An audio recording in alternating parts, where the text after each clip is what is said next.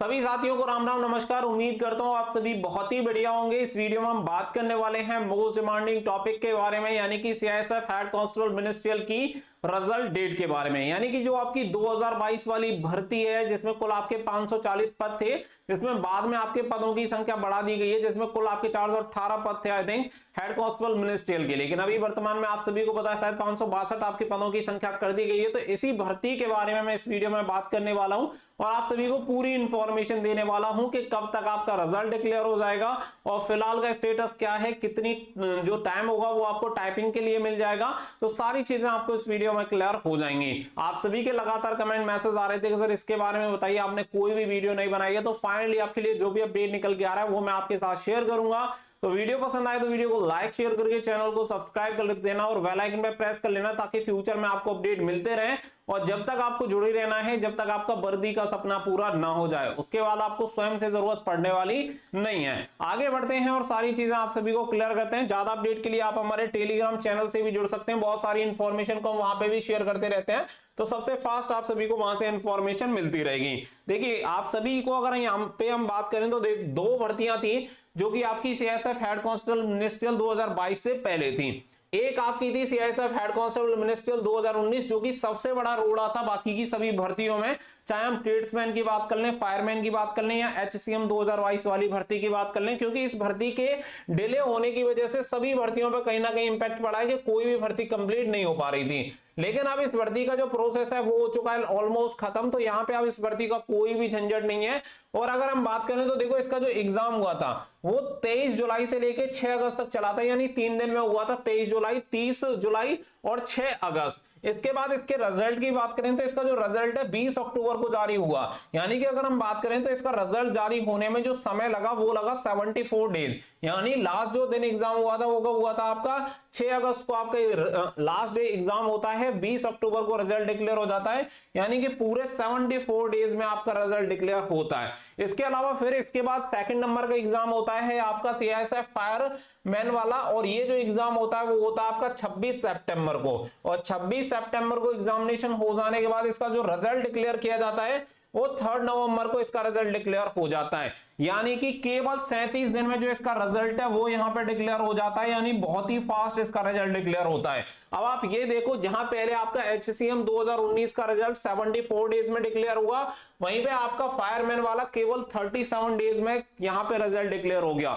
यानी कि आधे दिनों में आपका रिजल्ट डिक्लेयर हो गया, 2 गुना फास्ट चला है यहाँ पे सीआईएसएफ, क्योंकि यहाँ पे जो डिले था वो पूरा 2019 वाली एचसीएम की भर्ती की वजह से ये पूरा डिले हो रहा था। लेकिन यहाँ पे ये भर्ती कंप्लीट हो गई, तो इसके बाद क्या है कि बाकी की सभी भर्तियां स्पीड से चलने लगी, जिसमें आपका फायरमैन, ट्रेड्समैन और एचसीएम 2022 वाली भर्ती थी। और आप सभी जानते हैं कि ट्रेड्समैन वाली भर्ती का एग्जामिनेशन जो है आप ही के साथ हुआ है 31 अक्टूबर को। तो अब आपका जो रिजल्ट डिक्लेयर होना है वो पहले आपका सीआईएसएफ एचसीएम 2022 वाली भर्ती का रिजल्ट डिक्लेयर होना है, जो 2023 लिख दिया है। अगर यहाँ पे एग्जाम की बात करें तो देखो 30 और 31 को आपका रिजल्ट वो एग्जाम कंडक्ट हुआ है, 30 और 31 अक्टूबर को। अगर हम यहाँ पे बात करें कि यहाँ पे जिस हिसाब से सीआईएसएफ एचसीएम काम कर रहा है, सीआईएसएफ काम कर रहा है हर एक भर्ती पर, उस हिसाब से सारी चीजें बहुत ही क्लियर है कि जल्दी ही आपका रिजल्ट डिक्लेयर होगा। अगर इसके बारे में मैं बात करूं तो अभी देखो सीआईएसएफ अभी तो आपका रिजल्ट डिक्लेयर करेगा नहीं, क्योंकि अभी क्या है कि फायरमैन का आपका डीवी चल रहा है, और फायरमैन का डीवी कब खत्म होगा, 25 नवंबर को आपका फायरमैन का डीवी खत्म हो जाएगा।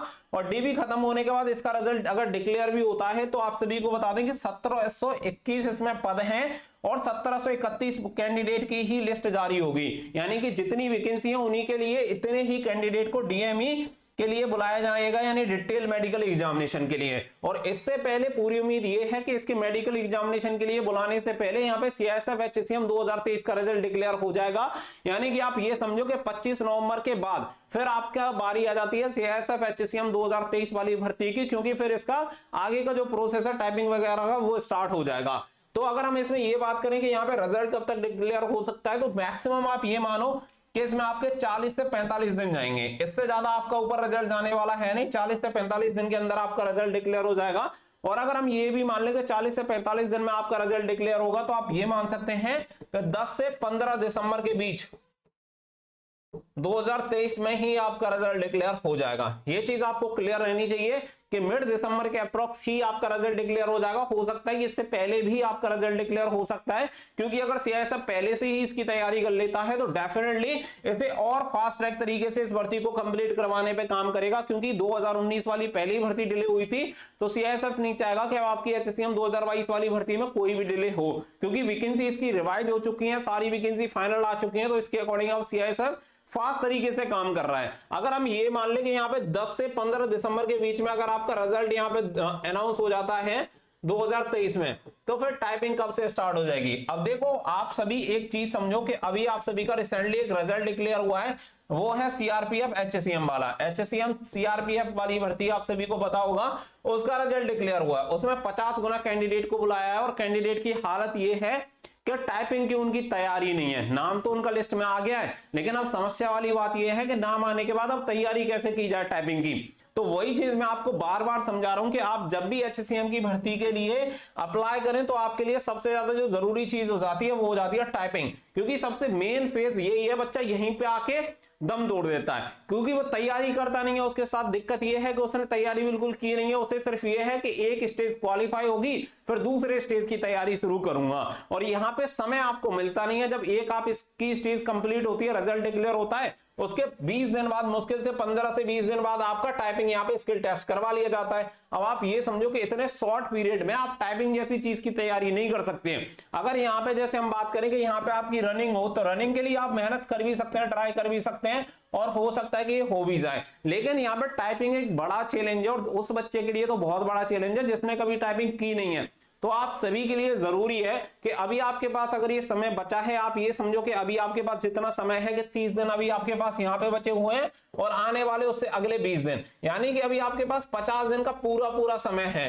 तो आप इस 50 दिन का सही तरीके से यूटिलाइज कर सकते हैं और 50 दिन में अपने टाइपिंग की तैयारी को अच्छे तरीके से कर सकते हैं, ताकि सीआईएसएफ की भर्ती में आपका सिलेक्शन हो पाए।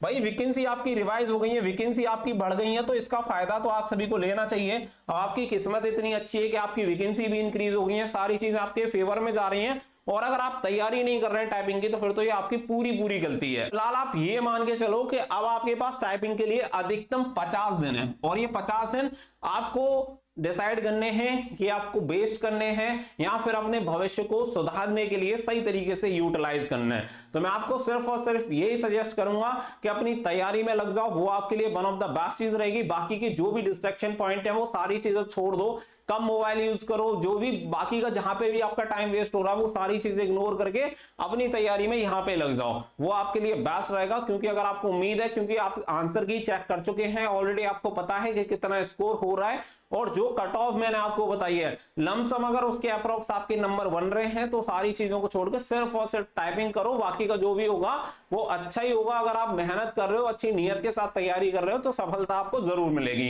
तो उम्मीद करता हूं कि आपको ये सारी चीजें क्लियर हो गई होंगी। अब आप बिना किसी टेंशन के, आप ये मत सोचो रिजल्ट आज डिक्लेयर होगा कल होगा, जब भी वो हो जाए, लेकिन अपना काम करते रहो। तो सारी चीजें यहाँ पे क्लियर हो गई होंगी। वीडियो पसंद आई हो तो वीडियो को लाइक शेयर करके चैनल को सब्सक्राइब कर लें, और टेलीग्राम से जरूर जुड़ जाना, ताकि इसके रिजल्ट वगैरह का कोई भी नोटिस आए तो आप सभी को वहां पे मैं शॉर्ट पीरियड में प्रोवाइड करा दूं। मिलेंगे नेक्स्ट वीडियो में, फिलहाल के लिए बस इतना ही। So thank you for watching. जय हिंद, जय भारत।